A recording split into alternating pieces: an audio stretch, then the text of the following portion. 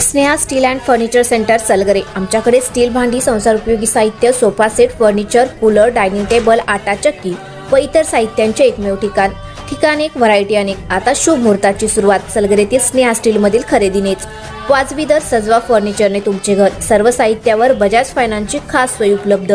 Steel भांड्यांना 5 वर्षे guarantee, तर furniture साहित्यास किडवाळीपासून life time warranty.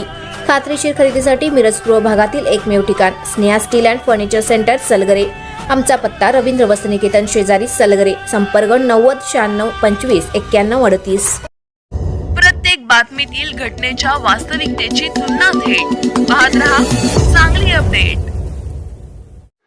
Sangli जिल्ह्यातील मिरज तालुक्यातील वड्डी, कानडवाडी आणि निलजी बामणी या 3 गावांमध्ये रिक्त असलेल्या 2 सरपंच आणि 3 सदस्य पदांसाठी पोटनिवडणूक जाहीर झाली आहे। संपूर्ण तालुक्याचे लक्ष लागलेल्या वड्डी गावच्या थेट सरपंच पदासाठी आज जहांगीर हुसेन उर्फ राजू वजीर यांनी उमेदवारी अर्ज दाखल केला आहे। वड्डी गावातील ग्रामदैवतेचा आशीर्वाद घेऊन दुचाकी रॅली काढून शक्ती प्रदर्शन केले। राजू वजीर यांच्या समर्थकांनी जोरदार घोषणाबाजी करून तहसीलदार कार्यालय परिसरात मोठी गर्दी केली होती। त्यांच्या पत्नी तैमुनिसा वजीर यांनीही डमी अर्ज यावेळी दाखल केला आहे। राजू वजीर यांना जनसुराज्य शक्ती पक्षाने अधिकृत उमेदवारी दिल्याचे शहर जिल्हाध्यक्ष डॉक्टर पंकज मैत्री यांनी जाहीर केले। यावेळी टाकळी गणाच्या पंचायत समिती सदस्य रिदा मुजावर, समीर मालगावे, विनायक शेरबंदे, जनसुराज्य शक्ती पक्षाचे पदाधिकारी, वड्डी ग्रामपंचायत सदस्य, ग्रामस्थ मोठ्या संख्येने उपस्थित होते।